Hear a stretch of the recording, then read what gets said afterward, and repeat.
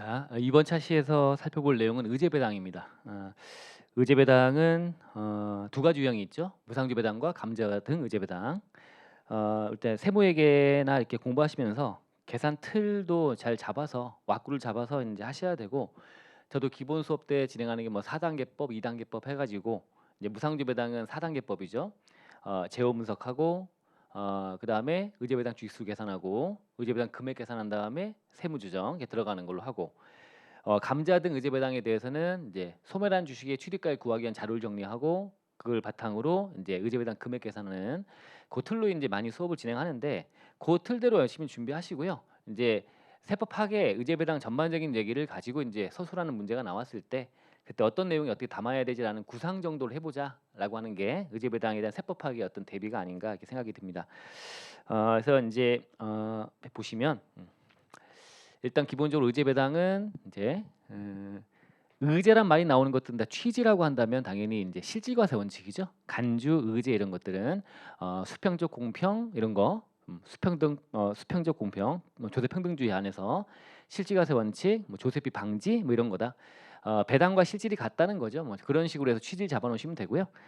잉여금 자본 전입으로 인한 의제배당, 무상주 배당이죠. 여기에 대해서는 우리 세법에서는 우리가 회계 그 세무회계 공부하고 기본 공부할 때는 의제배당 중에 무상주배당은 상식을 벗어난다 얘기를 많이 하지만, 이 세법에서 바라볼 때는 이제 잉여금 자본 전입하면 이때는 의제배당으로 본다고 하고 있어요. 원칙적으로 하는데 예외로 아닌 것들, 이렇게 의제배당을 보지 않는 것들을 이제 얘기를 하고 있습니다. 그런 구조로 이제 좀 써도 되고요. 아니면은 세무회계 때 공부한 대로 해서 의제배당은 재원이라고 하는 거 안에서 의제배당 보는 거 아닌 것들을 쭉 나열해도 됩니다. 좀 편한 대로 하시면 되고요.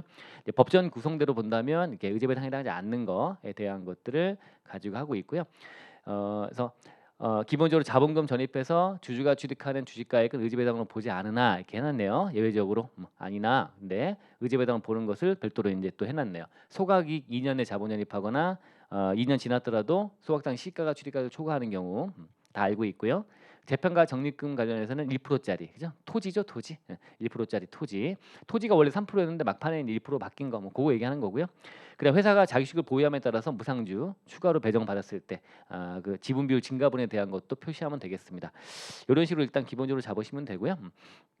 단계를 좀 얘기하고 있네요. 의제배당 금액 계산하는 것들 만약에 보여줘야 된다면 이제 의제배당 주익수 계산하는 거, 이거 우리 계산 문제 풀 때도 이 틀대로 푸시죠. 그래서 무상주 수 받은 거에서 이제 나의 지분 비율 곱하게 되면 내 몫으로 받는 거야. 내 몫으로 받는 건 의제배당 비율 곱하는 걸로 돼 있고요.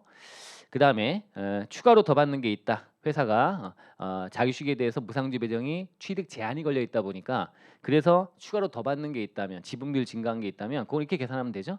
무상주 중에 자기주식 간 거, 자기주식 갔다가 다시 자기주식 외에 지분 비율 중에 나의 지분을 곱하게 되면 이게 추가로 내가 더 받는 주식수가 될 거고요.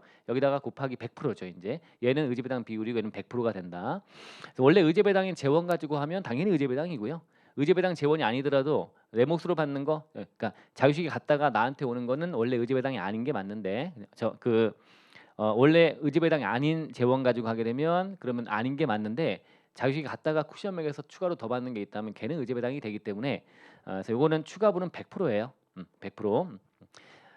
의제배당 비율 곱하지 않는다 이렇게 하시면 될 거고요. 이제 금액 계산하는 거는 이제 액면가액인데 주식배당은 발행가액으로 한다라고 돼 있고, 뭐 보통 계산 문제 풀 때는 같은 금액으로 이제 보통 나오죠.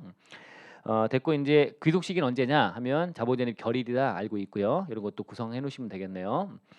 됐고, 세무조정 이렇게 한다, 그죠? 4단계가 될 겁니다. 세무조정은 입금 산입하고 유보 처분한다. 뭐 다들 알고 있고요. 회계는 분계가 없지만 세법은 주식이 증가하고 배당금 수익이다. 유보 처분한다라고 보시면 되고요. 요거 안에서 이제 우리 무상주 배당에 대해서도 이제 그로스업이라고 하는 것도 이제 우리가 많이 대비하는 부분이 소득세법 쪽이고, 법인세법도 수입배당 입금 산입할 때 연결되는 부분들을 점검을 좀 하셔야 되는 부분도 있을 겁니다. 그다음에 무상주 배당에 대해서 과세 타당성이라고 하는 거를 이제 과거의 문제들이 이제 많이 이제 이런 것들 학자들이 논란이 하고 있는 것들은 좀 이제 주장의 논거를 한번 적어봐라라는 것들을 좀 물어보는 편이었는데, 최근에는 이제 뭐 규정의 요건이라든가 절차라든가 이런 거 위주로 좀 많이 물어보지만 이런 것도 좀 잡아볼 필요가 있지 않나 해서 넣어놓은 거고요. 일단 의제배당 중에 무상주배당은 과세하지 말자. 부정론은 주주가 무슨 이익을 받냐, 그죠? 주주이익이 아니다. 기업 가치도 변동이 없다. 과세한다 하더라도 미실현이익의 과세는 문제가 있다. 이런 주장을 좀 피고 있고요. 긍정론 입장에서는 야, 금전 배당은 주주 이익이니라고 하는 거죠. 그죠? 금전 배당 받은 거는 일단 어차피 내 주주 지분은 내 건데 돈통에 있는 돈을 끄집어 내왔다고 해서 내 부의 변화가 있냐? 그렇게 본다면 그죠? 그래서 마찬가지 금전 배당과 형평. 금전 배당은 과세하고 있지 않냐? 그럼 이것도 과세하는 것이 맞다. 그다음에 무상증자는 또 이렇게 분개를 해봤더니 이건 금전으로 먼저 배당을 받아가고 그리고 다시 돈을 냈고 유상증자한 거랑 진배 없다. 금전 배당 받고 유상증자다라고 하는 거랑 똑같다. 그럼 이원거래 관점에서 본다면 이거는 의제배당으로 과세하는 것이 맞다. 금전 배당을 받고 다시 회사에 내놓은 것처럼 보자.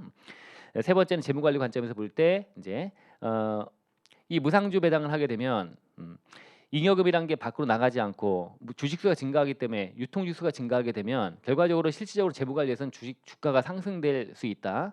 이에 대해서 과세하지 않는다면 이제 나중에 추후 주식 양도할 때 과세에서 벗어나거나 해서 세금을 회피할 수가 있다. 이런 차원에서 한다. 이런 것들 좀 몇 가지 논거로 좀 잡아보시면 좋겠습니다. 이렇게 하시면 됐고, 그다음에 감자등 의제배당으로 가보시면 감자등 의제배당은 일단 이것도 이제 우리가 모의고사 때 좀 내보고 하면 틀이 안 잡혀 있고 하니까 이제 쓸 때 좀 많이 애를 먹으시더라고요. 이제 구성을 해놓으시는 거죠.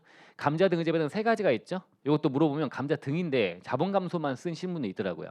아니죠. 우리가 요거 위주로 계산 문제도 풀고 하지만 해산도 있고 합병이나 분할도 있다는 거. 그래서 받은 거. 감자 대가 해산은 회사가 청산 절차 들어가서 자녀사 가액이 나오면 그 중에 내 지분만큼 받게 되겠죠. 받은 거. 합병이나 분할은 저쪽 합병법인이라든가 해서 합병 분할 대가를 받을 겁니다. 그때 그놈하고 없어진 주식의 취득가액이라고 하는 거랑 비교해서 요만큼은 이제 배당으로 보겠다라고 하는 거 아닙니까? 그죠?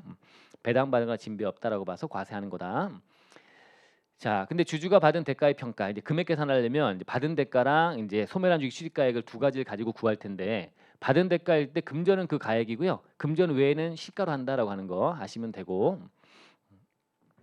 자, 근데 이제 주식으로 받은 경우 이건 이제 플러스 알파 여러분 판단해서 요거 당연히 쓰시면 되는 거고 놓치면 안 되고 그다음에 예외로 주식을 받았다라고 했을 때 이때 이게 불공정 자본 거래라고 하는 거랑 연결될 수가 있지 않습니까? 그런 경우에 이제 분여받은 이익에 대해서 부계부 규정이 적용되는 경우에는 이중과세가 되면 안 되니까 해당 금액을 차감한 금액으로 해서 여기서 합니다. 그래서 불공정 자본 거래를 먼저 구하고요. 특수환경끼리 불공정 자본 거래가 있다면 먼저 구한 다음에 그 금액을 여기서 빼서 이중과세를 방지하고 있다. 받은 대가에서 뺀다라고 보시면 돼. 차감한다. 요건 언제 얹거나 아니면 이제 우리 합병 분할 이제 공부하시잖아요. 합병 분할은 또 세무회계 공부할 때 요즘 좀 안 하겠네요. 작년에 또 분할 출제가 됐다고 해서. 근데 어쨌든 그때 이제 보면 과세 이연 요건을 충족한 합병일 때 과세 이연 요건 충족하는 경우에는 이때는 일단 과세를 이연하기 위해서 지금 요때 받은 대가랑 취득가액을 일치하는 금액을 해버리면 의제배당 금액이 당장이 과세가 안 되잖아요. 그래서 종전의 장목가액으로 평가해버리면 의제배당 금액이 빵이 될 거야. 그래서 세금 안 내게 하고 나중에 이제 나중에 가서 자본 전입을 하거나 할 때 그때 과세하는 걸로 이제 그런 금액 계산적인 것도 이제 해보시면 되는데 어쨌든 종전 장목가로 평가돼 이렇게 돼 있네요.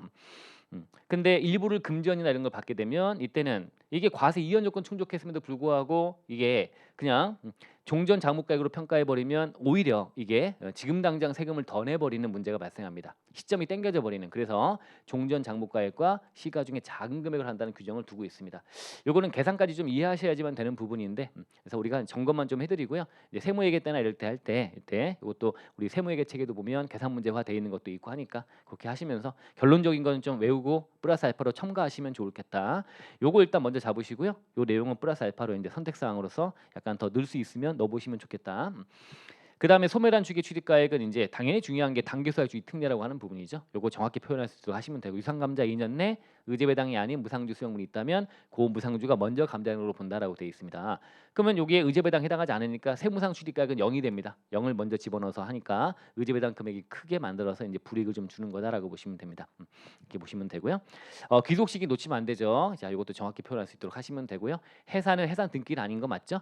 자녀세까지 확정일로 돼 있다라고 하는 거 잡아놓으시면 되고 세무정하면 된다라고 돼 있습니다. 자, 의제배당에 대한 과세 방법에 관련해서 이제 우리 의제배당 안에서 이제 정확히는 이제 무상주 배당은 그렇고 이제 감자 등 의제배당에 대해서는 이중과 조정을 하지 않는 걸로 지금 현재 개정이 됐지 않습니까? 그 부분도 약간 반영해서 하시면 될 것 같고요. 개인 주주는 이제 이렇게 조정이 들어가고 그로서부터 한다라고 돼 있지만 사실 감자 등 의제배당은 이제 규정이 약간 좀 이제 잘못되어 있는 거다라는 지적을 많이 하고 있는데 그 부분도 약간 좀 플러스해서 하시면 될 것 같습니다. 일반적으로 이렇게 표현하는 게 맞고요. 됐습니다. 이렇게 해서 의제배당에 대한 주제를 한번 이번 차시에서 살펴봤습니다. 우리 계산 문제나 이런 것들 푸는 것들 당연히 병행해서 공부하실 거니까 그 내용 잘 보시면서 세법학은 점검해서 이런 내용들을 담아서 구성을 해봐야지라고 하는 것 정도로 해 놓으시면 됩니다.